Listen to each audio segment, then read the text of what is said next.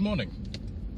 Today is the 10th of January and this isn't a very vague vlog for once, viewers, although some of you wish it was and many of you are probably glad that it is not.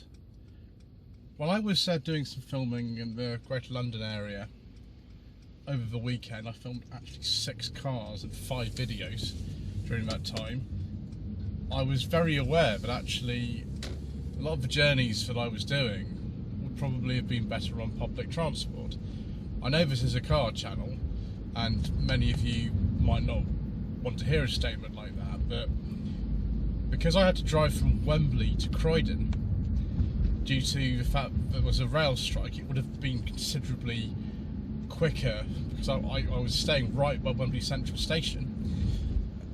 I sort of figured, well, you know, rather than actually think, oh, I've got to use the car, public transport is not available because there was a rail strike and I couldn't get there. How about we change it round and actually use public transport where we would normally use the car?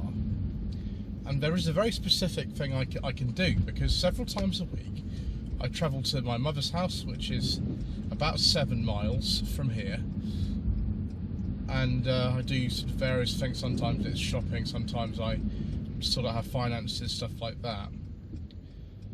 And we will do this today in the car, or actually 2 cars, and in a couple of days' time we will do this on public transport. For those of you who aren't familiar with the geography of this area, Eastleigh is to the south of Winchester, and it is just a straight drive mainly down the M3 to get from my mother's house to here, or vice versa. There's a little bit of driving either side. There is a nice 60-mile-an-hour country road to get to the part of Winchester where my mother lives. With this, at the moment we're in urban driving. I've got the automatic trip computer on the Mercedes that I'm using today, which will tell me what the fuel economy would have been on the journey and how long it would have taken. We'll do the same thing with the Volvo later on today. I need to switch the cars over because in a couple of days' time I'm taking the Volvo to a local owners club meeting, so I need to switch them over today. And then in a couple of days' time I need to go back to my mother's house to do something. Normally I'd use a car, but then we will be using a combination of buses, walking and the train. I really hope that South Western Railway aren't on strike, because that would be rubbish. So particularly today I'm very glad we're using the car, not only because I've got to do shopping for my mother, which would be a bit more awkward if I didn't have the car, and also I've got to take her to an appointment. That's actually why I'm on the way to pick her up and take her to an appointment that she goes to every week. So it's probably quite boring for you, but moment it says I've been going for 4 minutes. I've covered 1 mile and my average speed is 13 miles per hour, and it's showing here I'm doing so far 19 miles per gallon, which is not great. This car can actually do over 50 miles per gallon in some circumstances, mainly if you've done a very long motorway journey. So we'll see that, and then with the Volvo we'll also do the same thing, although I'll have to, I think, probably time that myself. I'm not sure what trick computers are that sophisticated in that car. But anyway, can you survive a day without your car? The reason it's interesting in this area is because when we're both in a relatively rural area, once we get north of Eastleigh we're going to be in the countryside. But also we'll be doing a bit of urban driving and some suburban driving. We'll do a bit of all of it. So it's not like, you know, being right over the sticks where there's like 1 bus a week or something. That's not the case. Also, we're not in the middle of a large city. Or if we did it just in Southampton, which is just to the south of here, it would be, you know, obviously maybe better to take the bus. I don't know. That's not really relevant today, the viewers. I've said quite enough. I will come back when we're towards the end of the journey, about 7 miles, and we'll compare some notes if that's interesting for you. If it's not, then you can turn the video off right now.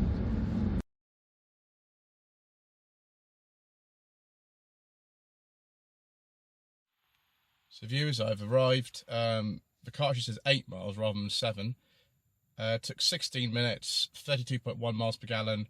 My average speed was 28 miles an hour. later in the day we'll go in the Volvo, it's just over there, and we'll see how that fares on the way back.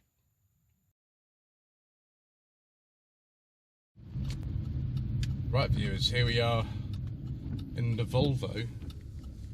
So this doesn't actually have a trip computer that tells you how much time has elapsed with the journey. So I do know though I left at 17 minutes past 2. So that will be good enough, and we do have a fuel consumption readout, instantaneous and all that sort of stuff. There's a tiny reset button I've just used to reset that, so it should be accurate. I'm going to have to use the computer in either car rather than actually filling the car up at starting the end of the experiment, for the simple reason that I don't think we're going to be using enough fuel to actually go to the local petrol station. And if it's registered, I think the minimum delivery is about 2 litres, and I'm not actually sure if that's actually enough for fuel used to be able to actually buy some. So that's why we're going to use the readouts here. It should give a reasonably accurate figure, I think. I don't know if it's bang on, but it'll do. Volvo's telling me at the moment that I've only done 8.4 miles per gallon on my journey of 2 minutes. So the differences in engine are quite considerable with these cars. Volvo's got a 2.3 litre inline 5-cylinder with 237 horsepower. The Mercedes has got a 2 litre inline 4-cylinder with 181 horsepower. This is front wheel drive, that is rear wheel drive. I think the Mercedes is probably a bit heavy, but this is also, the time this car was made in 1998, quite a heavy car anyway. So again, I'm grateful because of this rain that the things I've been able to do today about have the car in 2 days' time when I do this again on public transport. I'm hoping it's going to be okay, because it should be less pleasant walking around in the rain if it is raining. Let's hope it's not. Anyway, that's quite enough.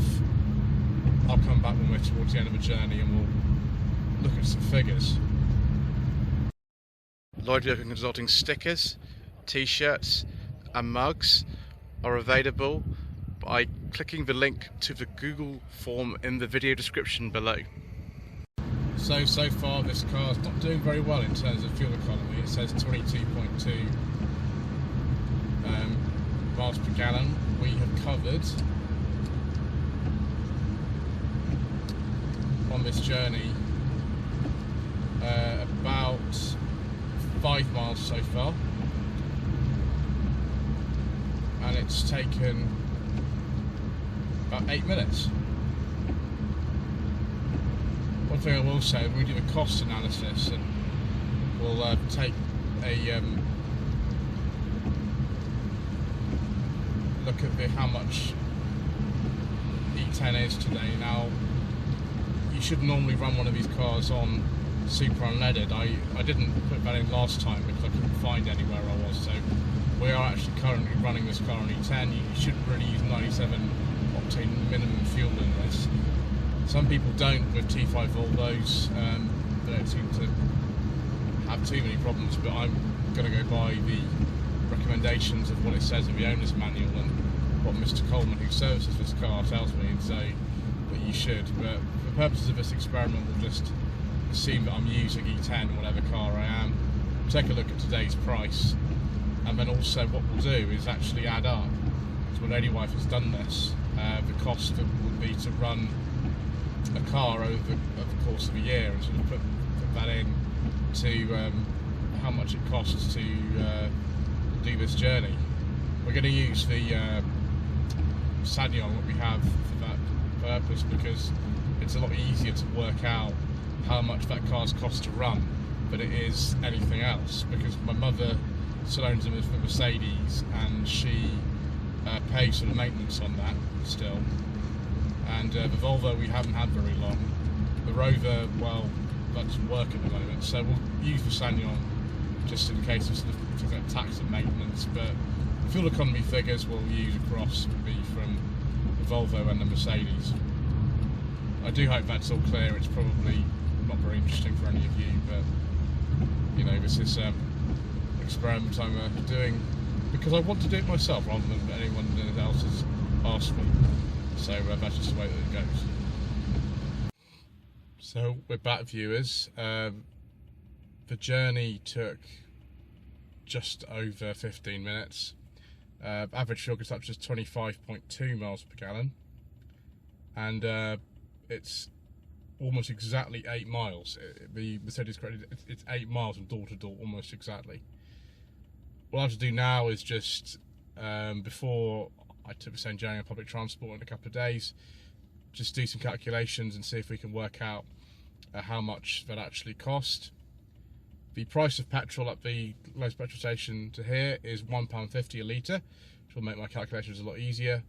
So I will do those and then see you in a couple of days. Well, viewers, it's actually the next day rather than 2 days later, but we need to get on the bus and get to the station. So unfortunately that means that we'll be leaving the Volvo here. Never mind.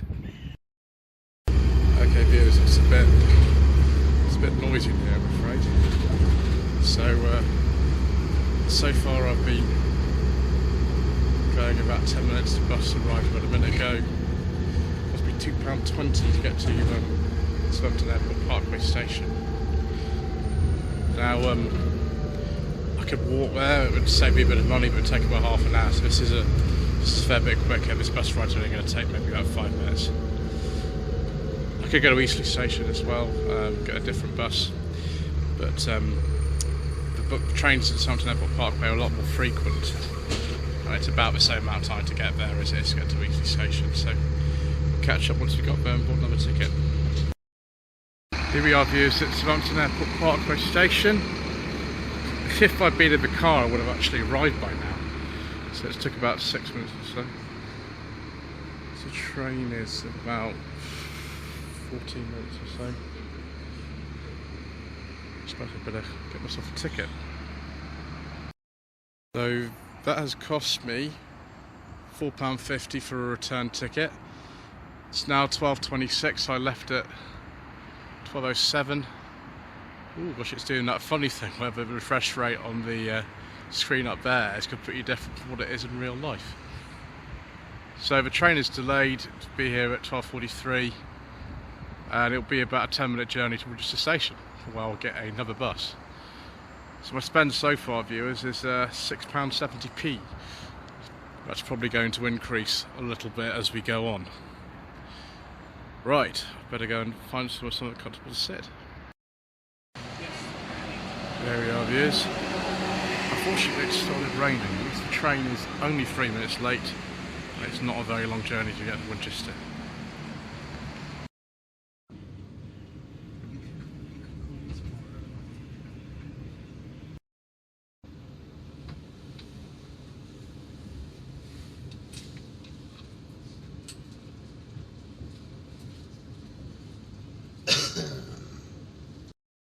Excellent, that took less than 10 minutes, viewers. Right, so got to get the bus now again, and then we've got to walk for about 10 minutes after that, which won't be very nice, but never mind. Right, viewers, we're on the number 5 bus that I used to take to work in about 2006 every day, to take this bus to work. Also we're going to be going out of the city centre towards where my mother lives. The price of this ticket was £2. Be about a 10-minute bus ride or so. It's currently 12:57, so we've been going about 50 minutes, and I'm going to walk the other end about 10 minutes or so. I'm not looking forward to that really, but here we go. Anyway, we shall see you shortly. So we got off the bus. About a 10-minute walk now. Fortunately it stopped raining. It's well, it's an hour after I left the house at Eastleigh, so it's taken a while. But I suppose I'll report back when I'm on the way back to the station. Right viewers, I arrived here at 1:17. It's now 1:33, so it took me an hour and 10 minutes. So I better get walking back to the bus stop, I suppose.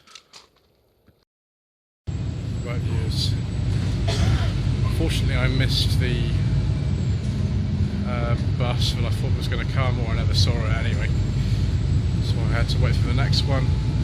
So it's now 1:57, and then we're on the way to the railway station. Probably going to have a bit of a wait for the next train, and then we'll actually probably go to Eastleigh rather than Sutton Airport Park, pay the stop before, because that's just the way the timetable seems to work at the moment. Right, we'll see you when we get to the station. Okay viewers, arrived at Winchester Station. Nice quick journey. Used to do that regularly when my first job after university. Got up a bit since then. I think it used to be like £1.20 or something. It's now a few pounds. I'm sure if I got a season ticket or return it might be a bit less, but I don't really take the bus very often, so I don't know about these things. Right, let's have a look and see when the next train is. Okay, it's one at 1:22. It's now about 7 minutes past, so I suppose I'll be waiting a bit. Great. The main of course here is 2:22, not 1:22. Obviously not enjoying this as much as I thought. But yeah, it stops at Eastleigh at 2:30. And then we might actually go to the bank in Eastleigh, trying to do anyway. And then we'll either take a bus or we might actually walk, I don't know. We'll have to see. Well, we're on time, and also, look at that, it's the South Western Railway. We're in the old South West train delivery. There we go, there's the old one, and here's the new one. I feel like Jeff Marshall.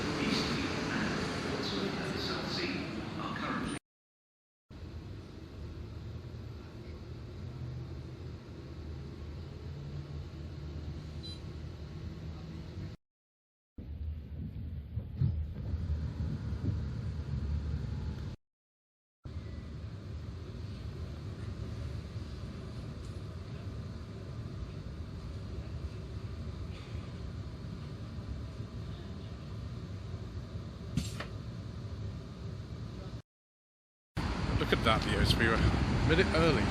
Right, since the bank is just there and the other bank is just beyond it, we'll do our business there. It's one advantage of not to use the car and things. And we'll decide whether to get the bus back to the house or whether to walk. Right viewers, I've decided I'm going to get the bus. There's this stop right outside the station here. Probably saved me about, I don't know, about 10 minutes or so, and it should be coming quite soon, so we shall get the bus back. So far I've been going about an hour and 5 minutes. I'll take 5 minutes off obviously, because I've been to the bank and things, and there we go, we can hop on the number 5 I think. Brilliant. Right viewers, we should be back in less than 5 minutes now. Bus costs like another £2.20, so my total spend for public transport today is just under £13. Really bear in mind that actually the cost of fuel yesterday to get there and back was about £4. We're going to have to go through quite carefully after I get off the bus exactly how much it costs to run a car in a year, which is actually reasonably straightforward to work out, and we'll use the Sanyong as an example of that. So it's a bit of a worst case scenario. We've got cars we were using yesterday that are probably less economical than that, but we'll just look through and see how much that is. I think, considering this journey has taken a long time, it took a long time to get here there, we're talking over 4 times the amount of time. I think this might be 5 times the amount of time with a car. If you were doing a sort of cost-benefit analysis of this, you'd probably conclude that actually having a car is a little bit better. Just what I call the money you save. I'm not even sure if we're actually going to be saving any money with this at all. So there we go. Obviously this is going to depend an awful lot on where you live and what the transport's like and what the connections are like and things like that. This is the only example I can really repeat easily on 2 consecutive days, so that's why I've used it. But obviously your sort of situation will vary. And so, viewers, we come to the end of what I should call 4 bus stops rather than 500 bus stops from the old John Shuttleworth programme from the 90s. The total cost of the journey, as far as I can make out, my maths is terrible, so do forgive me if I'm wrong about this, was £12.70. First bus I took, it was operated by Zelabus, £2.20. The train return was £4.50. I'll go for a stop early on the way back, because that was the way the trains worked out, and also I could go to the bank, which was good. That was an advantage. So the next bus, actually the next 2 were £2. The stagecoach buses in Winchester, and then the final bus that was a Blue Star bus was £2 to get from Eastley Station back to here. The journey times were 1 hour 10 minutes to my mother's house, and 1 hour 18 on the way back. Although I've taken 5 minutes out of that, it's actually 1 hour 13. So it's roughly about the same, funny enough. So if you were to do that journey 5 times a week, it costs you about £3,175 a year, which is a lot. If we look at the figures for doing journey by car, both of the occasions it took 16 minutes. The fuel cost £2.18 in the Volvo, approximately, according to a trip computer. We're going off the trip computer, and £1.64 in the Mercedes. Total cost of fuel was £3.82. Now we need to work out other costs of running the car, and you'd be surprised at some of these. We're going to use the SsangYong as an example of this. Actually, it's a lot easier to calculate the SsangYong than the other cars. Tax of that is £14.43 a month. It's about 0.5p, I think, a day. Servicing is about £200 a year. I get it independently serviced, but we do use genuine parts and a VAT registered garage as per the SsangYong 7-year warranty, which is still active on that car. But the last service, I'd say it's about £200. Breakdown cover, we've actually got 3 cars on the same policy for that. It's about £125 a year, and that's about 11p a day. Insurance on the SsangYong is £380 a year. That's about £1.4p a day. The biggest cost actually is depreciation. Now, we paid £13,700 for the SsangYong in July 2020. It's probably actually not lost as much money as SsangYong's used to, but I'm going to say that in 2025, if we sell the car at the end of the loan agreement we've got a bank loan on that car, we might pay that off early or whatever, it doesn't really matter, but I'm going to say that car will be worth around £6,000. Say it's done 56,000 miles at the end of that, we got it at 6,000, just about 10,000 a year, so I think it'd probably be worth about that as a minimum. I'm going to be sort of slightly pessimistic on that. So if you add all this stuff up together, that's £5.38 a day. The car's actually £3.67 in depreciation, which is about the same cost as the fuel. But the fuel obviously is in the 2 sort of gas guzzlers, really, particularly with Volvo. So we've got worst case scenario in terms of, if you have like a car that you're running at work, perhaps you would have it on some finance agreement or something, and we're burdening it with far worse economy figures than it actually has. But even so, it only comes out at £9.20 a day, not £12.70. And if I didn't take that last bus, it would still be £10.70. So with all that, we've worked out the driving in this particular case, and it's not the case for everything, but this particular case, driving takes something like 4 times less in terms of the actual journey time, and it is significantly cheaper. Even if you burden yourself with the something like a finance agreement depreciation, obviously the Volvo's not going to depreciate really a lot. The Rover's not going to depreciate a lot. Obviously servicing might be a bit more, but we've concluded that I would very much like to continue using my car for doing typical journeys, as I'm sure most of you who watch this channel would. So thank you ever so much indeed once again for watching. Please don't forget to subscribe to the channel, like this video, leave a comment below, and we shall see you again soon for more interesting experiments.